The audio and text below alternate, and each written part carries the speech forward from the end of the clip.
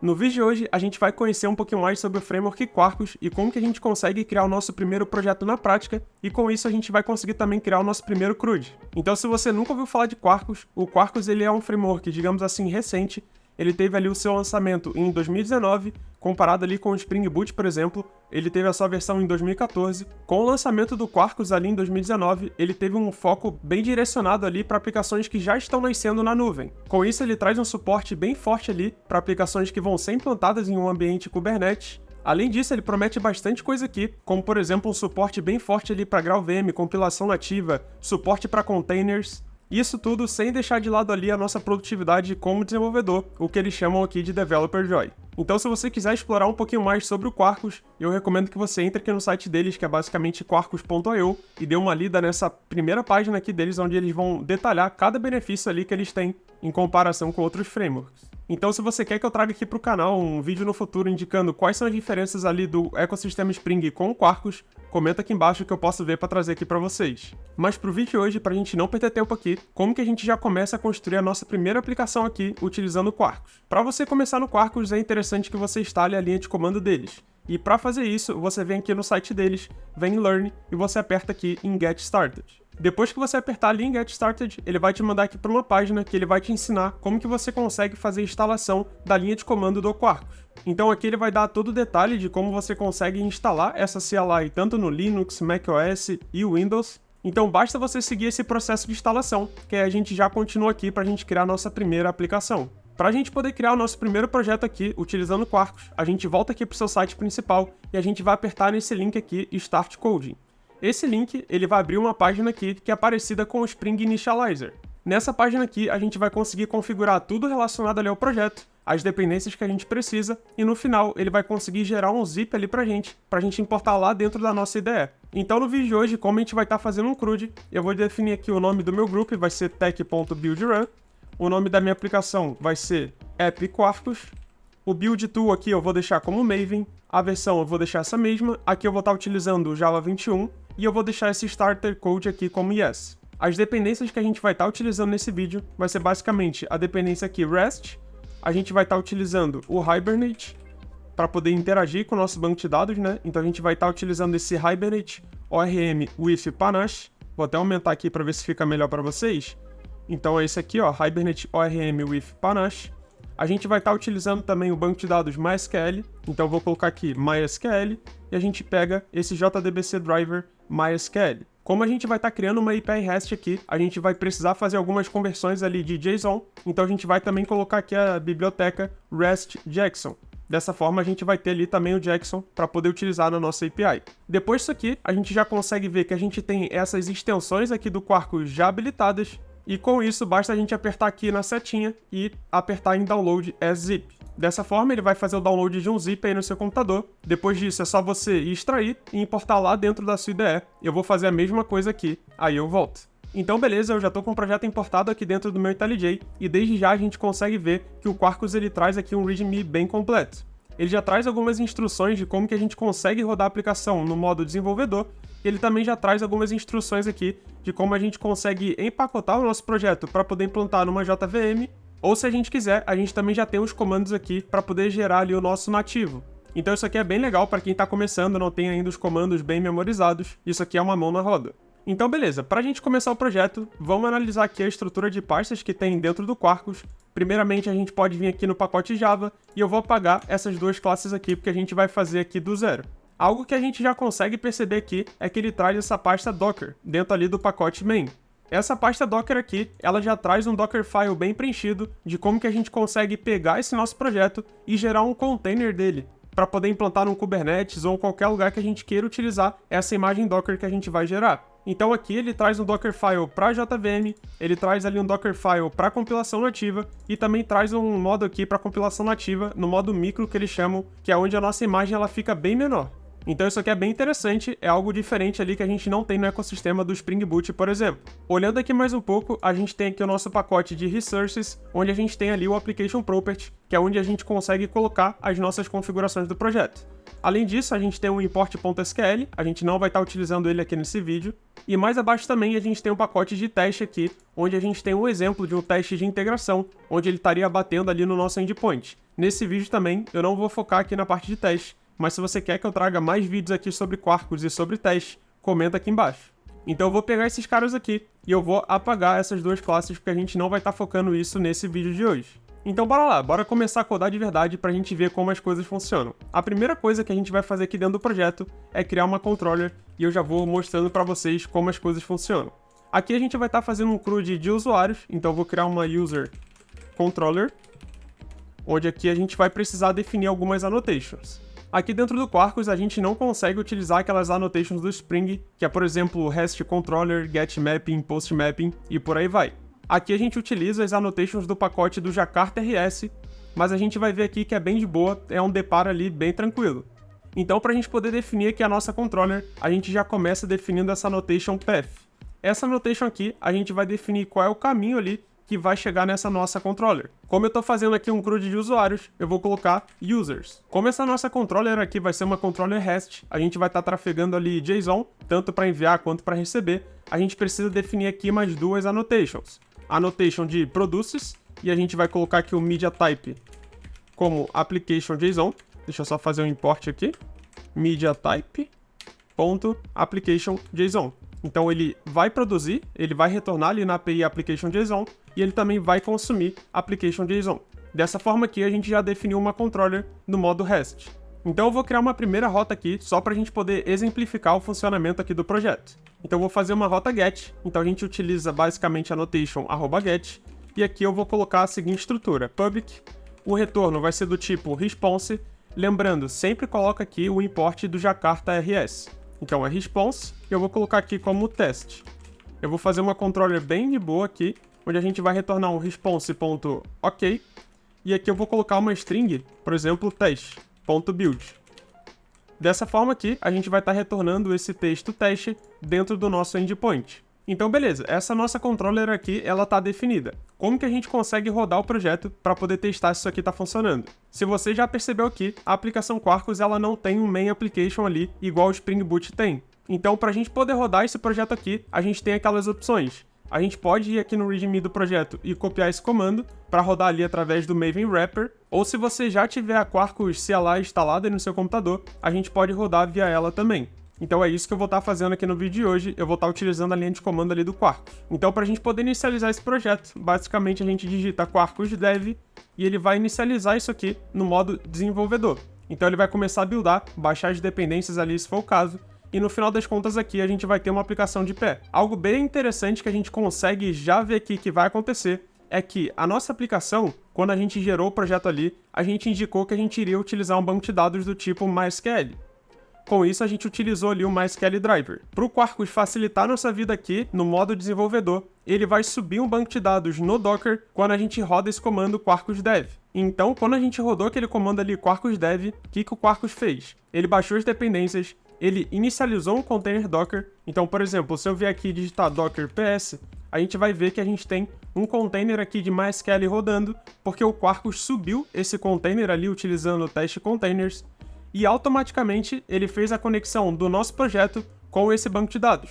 Então, quando você rodar esse comando, deixa o seu Docker aberto aí no seu computador, porque ele vai tentar inicializar um container, e se o Docker não estiver aberto, ele pode não conseguir e ele pode dar algum erro aí para você. Então, por exemplo, aqui no meu caso, ele conseguiu subir o projeto certinho, ele já indica aqui no log que o projeto subiu, ele está escutando ali na porta 8080, e para a gente poder testar a nossa controller ali se realmente está funcionando, eu posso fazer um get, então vai ser um http get, a linha 8080/users, e a gente consegue ver o que ele vai retornar pra gente. Nesse nosso caso aqui, ele já retornou ali teste, porque a nossa aplicação já está de pé, e ela está retornando um teste aqui na nossa controller. Mais uma coisa que eu quero mostrar aqui para vocês, que o Quarkus ele facilita bastante aqui no desenvolvimento, é que ele tem o sistema de live reload. Então o que acontece? O meu projeto aqui ele está rodando, se eu modificar esse meu retorno aqui para, por exemplo, estava teste, eu vou colocar como Bruno, por exemplo. Se eu salvei aqui o meu projeto e eu fizer mais um request, sem precisar reiniciar ali a aplicação, a gente consegue ver que ele já modificou o nosso retorno para retornar ali o nosso novo valor, que é o nome Bruno. Então isso aqui, quando a gente está numa aplicação desenvolvendo, vai melhorar e adiantar bastante ali a nossa produtividade. Então isso aqui eu vejo também como mais um benefício ali da gente estar utilizando ali o Quarkus. Então beleza, vamos agora construir de fato ali o nosso CRUD. Hoje a gente vai estar fazendo aqui um CRUD de usuários. Então para isso eu vou criar mais um pacote aqui dentro da nossa aplicação, que eu vou chamar de Entity, e eu vou criar uma Entity chamada User Entity. Para definir as informações aqui da nossa Entity, a gente vai fazer igualzinho a gente faz ali com o Spring Boot, porque o Spring Boot ele utiliza o pacote do Jakarta Persistence.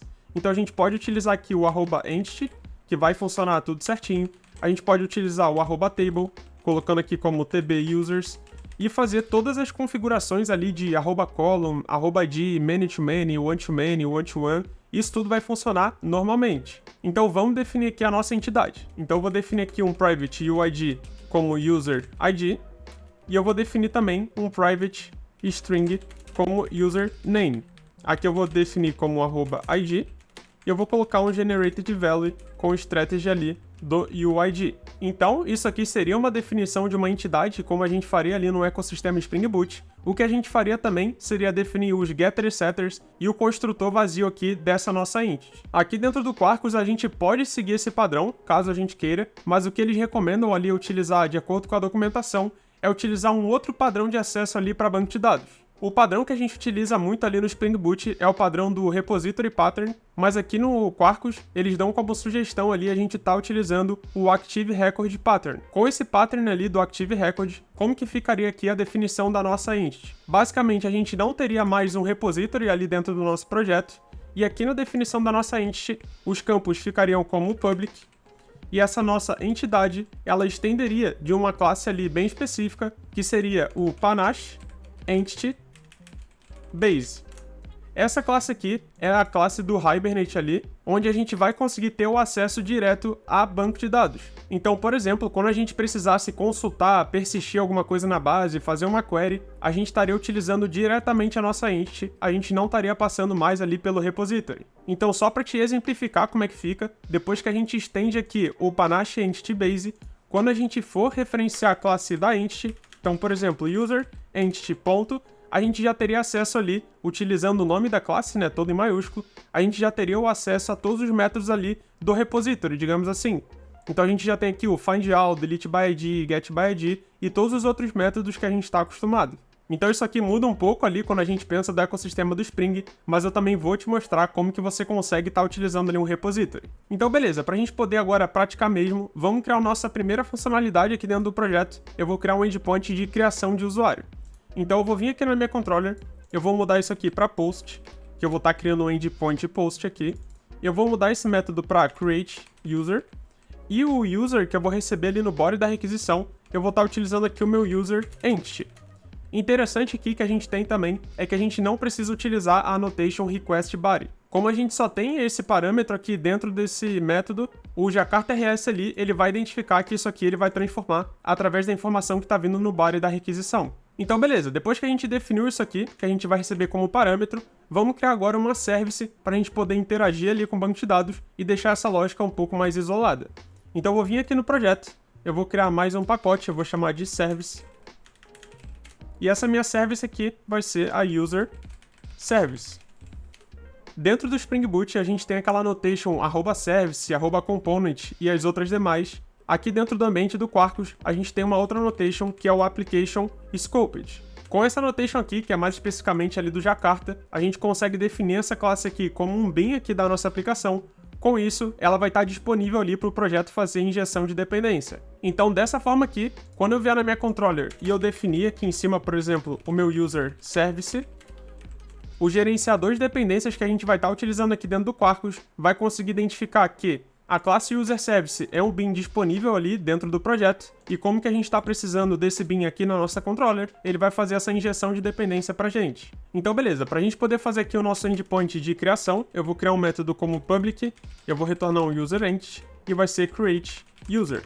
Eu vou receber aqui um user entity como parâmetro, e aqui dentro, para eu poder persistir esse usuário na minha base, eu vou estar utilizando aquele padrão do Active Record. Então é user entity.persist, e eu vou estar passando aqui o meu user entity.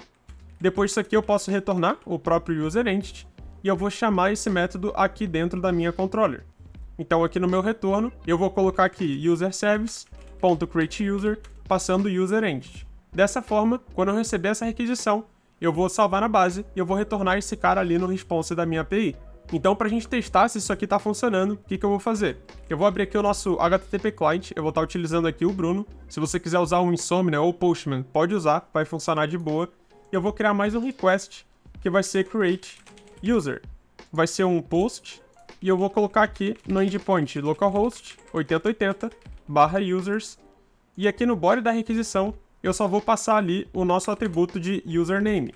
O ID ele vai gerar de forma automática, que a gente tinha colocado aquele generated value. Então, se a gente for olhar aqui na int, a gente tem aqui o generated value para o user ID e o username a gente precisa passar. Então, bora lá. Eu vou passar essa requisição, username aqui como Bruno, e quando eu mandar o request, vamos ver o que vai acontecer. A primeira coisa que a gente já consegue ver aqui é um erro, e o que acontece quando a gente está utilizando aqui o ecossistema ali do Jakarta. Sempre quando a gente for interagir com o banco de dados e a gente precisar mudar algum status ali da base, a gente precisa anotar com a annotation aqui do transaction. Então eu tenho que colocar aqui o transaction do Jakarta transaction, e dessa forma aqui eu consigo interagir com a base para poder fazer um update, poder fazer um delete e poder fazer aqui um insert. Caso a gente só queira fazer ali uma leitura, a gente não precisa anotar aqui com o transactional, a gente pode ler tudo certinho.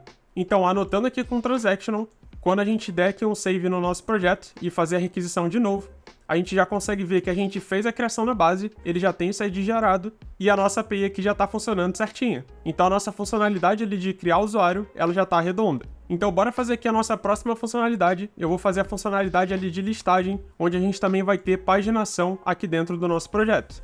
Então a próxima request aqui que a gente vai fazer na nossa controller vai ser um get. Eu não preciso mais do transactional, eu vou deixar aqui como find all. Aqui a gente vai estar fazendo uma listagem com paginação. Então, como a gente quer fazer uma paginação aqui, a gente vai precisar receber dois parâmetros ali no nosso endpoint, o page e o page size. Então a gente pode utilizar aqui, por exemplo, o query param, e aqui a gente vai definir o nome desse query param, que vai ser page. Eu vou colocar aqui integer page, e eu vou colocar a mesma coisa como page size, que vai ser aqui meu integer page size. Dessa forma aqui, lá no Spring Boot a gente conseguia definir aqui mais alguns parâmetros, como default value e outras coisas. Aqui dentro a gente não consegue. A gente só tem a annotation do query param para poder definir esse item aqui da paginação. Caso a gente queira colocar um valor padrão para esse parâmetro, a gente precisa utilizar a annotation aqui default value. O default value aqui do page eu vou deixar como 0 e o daqui de baixo, o default value, eu vou colocar como 10. Então a gente vai estar recebendo esses parâmetros. Se eles não vierem do request, a gente já vai ter ali um valor padrão de 0 e de 10. Depois disso aqui, eu vou ter uma lista de users que eu vou receber da minha service. Então vai ser um find all, passando o page e o page size. Então bora implementar esse método lá dentro da nossa service. Então ele vai retornar aqui uma lista de user entity, que vai ser o integer page e o page size. Aí eu faço o import aqui da list, do Java Util, e beleza. Para a gente poder fazer essa consulta na base, eu vou estar utilizando ali o padrão do Active Record, então eu boto aqui o nome da entity.findAll, e aqui que muda um pouco o conceito. A gente manda esse método findAll, e depois a gente coloca aqui .page, e eu passo aqui o meu page e o meu page size. Depois disso aqui, eu mando o método toList, ou melhor, list, e com isso aqui ele vai fazer uma consulta na base paginada, e ele vai retornar ali uma lista de user entity. Depois que ele faz isso aqui, a gente pode voltar para nossa controller, que a gente já vai ter a nossa lista de users, e eu coloco aqui dentro do meu response. Então vai ser um response ok, onde eu vou passar ali o users como retorno, né? E depois eu dou um ponto .build ali. Dessa forma aqui, a gente pode ir lá no nosso HTTP client, e eu vou clonar essa rota aqui, para deixar como find all users, né? Que essa rota aqui vai ser um get, e se eu mandar um request aqui, eu já consigo ver que eu tenho um retorno de uma lista vazia. O que acontece? Quando a gente está utilizando ali o Quarkus com esse modo de Dev Services, que ali o Quarkus chama, ele sobe ali um banco de dados automaticamente para a gente e configura tudo ali certinho. Porém, a cada restart ali que a nossa aplicação acontece, ele limpa ali a nossa base e ele faz tudo do zero. Então, por exemplo, aquele usuário que a gente tinha criado aqui, como a gente mexeu no código e a gente voltou, esse registro ali na base ele foi perdido. Para a gente bater aqui no endpoint de find all e ter registro, a gente precisa criar o usuário novamente, e com isso, quando a gente bater aqui no find all, ele já vai retornar ali pra gente. Então é como se fosse ali um banco de dados em memória, a gente consegue mudar esse comportamento ali, mas para isso a gente precisa alterar algumas configurações que tem lá na documentação do Quarkus. Então, como hoje a gente só tá aprendendo aqui, eu vou deixar esse comportamento, mas se você quiser mudar, dá para dar uma pesquisada e achar essa config. Então beleza, aqui o nosso endpoint ele já está retornando esse usuário Bruno, eu vou criar mais um aqui como João, por exemplo, e vamos testar aqui se a paginação está funcionando. Então eu vou colocar aqui um parâmetro como page, e eu vou colocar como page size. Se eu fizer um request agora, vou deixar esse aqui como 0 e como 10, ele está trazendo os dois usuários. Se eu colocar aqui um page size como 1, ele vai trazer só um usuário João, e se eu for para a próxima página, ele vai trazer ali o usuário Bruno. Se eu botar a página 2, que já aí não tem mais nada, ele traz ali uma lista vazia. Então dessa forma aqui, o nosso endpoint ali de listagem, ele já está funcionando redondinho, fazendo paginação e tá tudo certo. Vamos criar agora o nosso endpoint de consulta by ID. Então aqui, dentro do nosso projeto, a gente vai criar mais uma rota. Eu vou duplicar essa minha rota, ou melhor, essa rota aqui de baixo. Eu vou colar aqui embaixo, eu vou fazer como get. Aqui, como é uma consulta, não precisa do transactional. E como vai ser um get by ID, no começo aqui da minha controller, eu coloquei o path como /users. Como eu preciso receber o ID também como parâmetro, eu preciso definir mais um path aqui. Então eu vou colocar o @path, indicando aqui barra, e eu coloco ali o ID, indicando que ele vai vir como parâmetro. Depois que eu faço isso aqui, eu preciso definir como path param, então path param, ali também do Jakarta RS, eu coloco aqui ID, para o meu campo user ID, que vai ser do tipo UID. Dessa forma aqui a gente pode dar um response OK, onde a gente vai chamar nossa service find by ID, passando ali o user ID.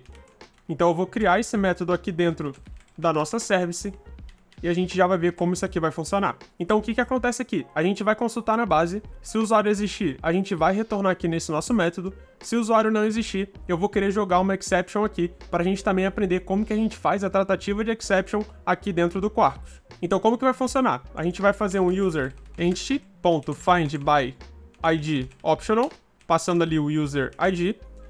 Caso ele encontre, né, ele vai retornar. Se ele não encontrar, eu vou querer jogar uma exception aqui.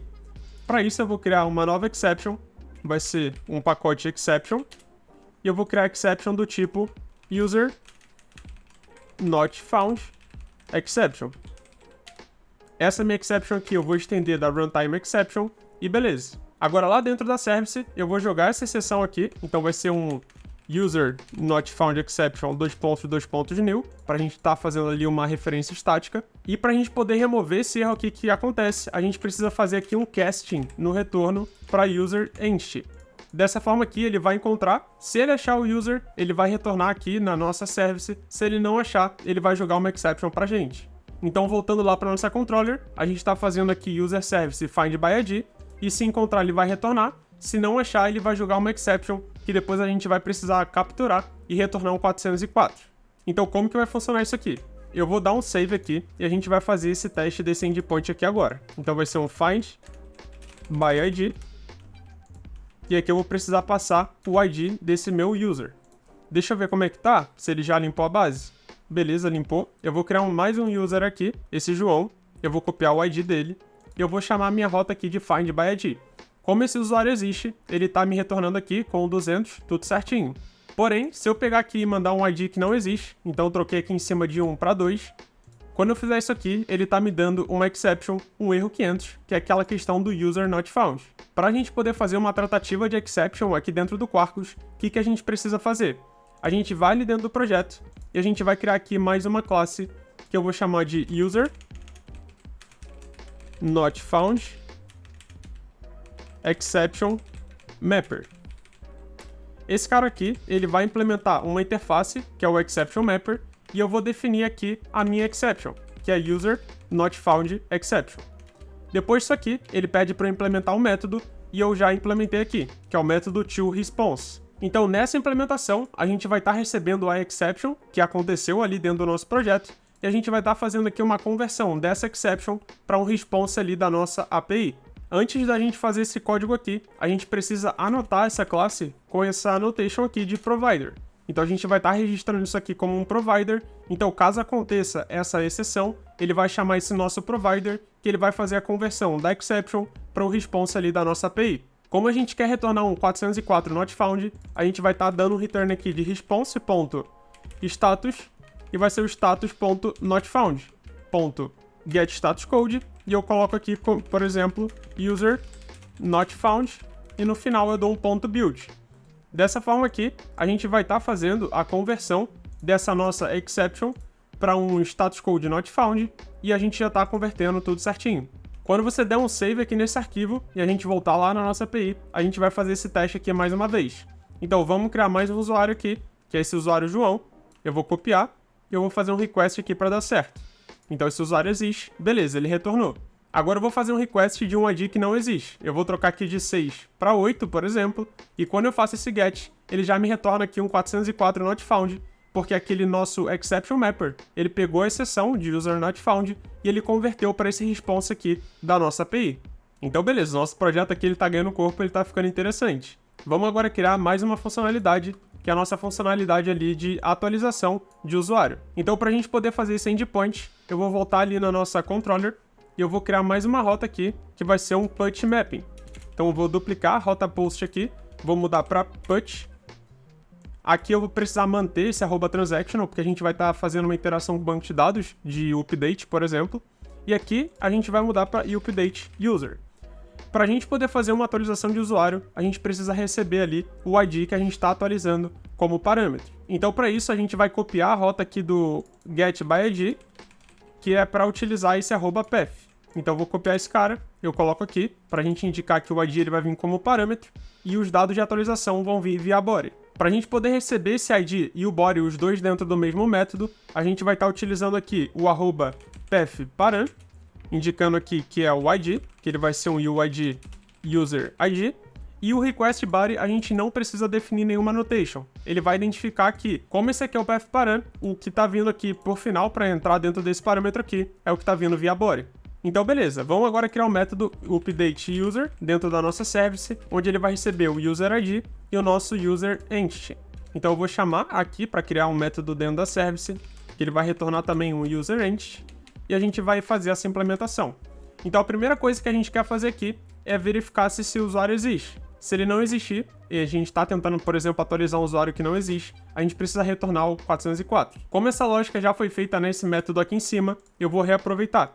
Eu vou utilizar aqui findById, passando meu user ID, e beleza. Aqui eu tenho o user e toda essa lógica de dar ali o 404. O único método que eu tenho atualizável ali dentro da minha ent é o username. Então o que eu vou fazer? User.username vai receber o userentity.username. Então eu estou fazendo uma alteração ali do parâmetro que está vindo como request, alterando ali a ent que está no meu banco de dados. O interessante aqui é que como a gente está utilizando ali o Active Record, os campos eles estão como public. Dessa forma, eu não preciso utilizar aqui os getters e setters, eu poderia utilizar, mas só por exemplo aqui, eu não vou estar utilizando. Então dessa forma aqui a gente está passando, né, os valores do request para int, e por fim a gente precisa salvar na base. Então userentity.persist, e eu vou estar passando ali o user, que é o cara que veio da base. Então eu trouxe ele da base, alterei o username, e eu estou persistindo na base de novo. Depois disso aqui, eu posso retornar ele para minha service, e a minha service vai retornar isso aqui lá na minha controller. Então beleza, isso aqui já está tudo certo, vamos fazer esse teste agora. Eu vou criar agora a rota de put, então vai ser update user, que vai ser um put, e aqui eu vou precisar passar o ID desse usuário. Então eu vou criar mais um usuário, eu vou copiar esse ID aqui, eu vou na rota de findById, só para a gente ter um exemplo aqui de como que está hoje. Então, por exemplo, ele está retornando ali com o nome João, e na rota de put aqui, eu vou fazer uma atualização para João, por exemplo, atualizado. Dessa forma, quando eu mando esse request, ele atualiza esse meu usuário, e se eu fizer um get ali na rota de findById, o que antes era João, agora tá ali como João atualizado. Então beleza, tá tudo certinho. A gente poderia fazer mais um teste aqui, ir na rota do put e tentar atualizar um usuário que não existe. Então eu vou trocar esses 6 aqui do final para sim, por exemplo, e se eu mandar esse request, ele já me dá aqui um 404 not found, que tá funcionando da mesma forma que o getById. Então beleza, vamos agora para a nossa última funcionalidade, que é a deleção ali da base.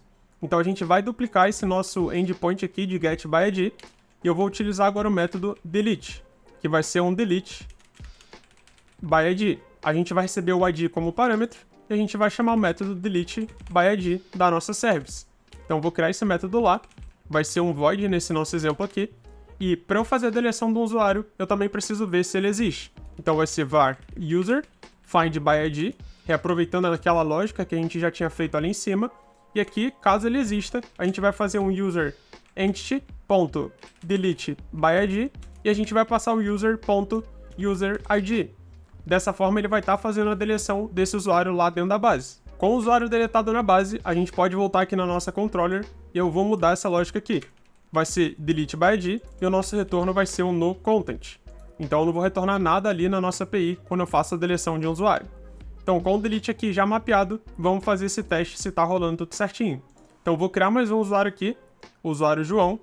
Eu vou copiar esse ID, eu vou no find by ID e eu vou fazer aqui mais um get, beleza. E agora eu vou duplicar a nossa rota de put, ou melhor, o find by ID, vou duplicar ela aqui e eu vou chamar de delete by ID. Essa rota eu vou mudar para delete e eu vou passar esse mesmo ID aqui.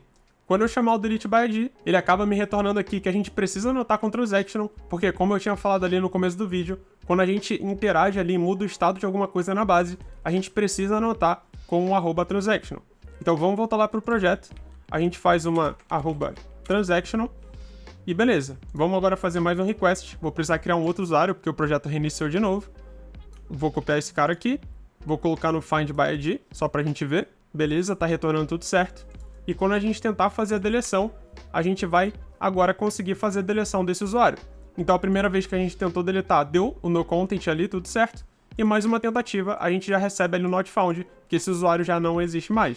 Então isso aqui a gente viu como que a gente consegue fazer um CRUD aqui com o Quarkus, utilizando ali o padrão do Active Record. Caso você queira utilizar aquele padrão do repository, que é o mesmo que a gente tem ali nas aplicações Spring Boot, o que você precisaria fazer? Você vem aqui no seu projeto, você cria mais um pacote, que você chamaria de repository, por exemplo, e a gente criaria aqui um user repository.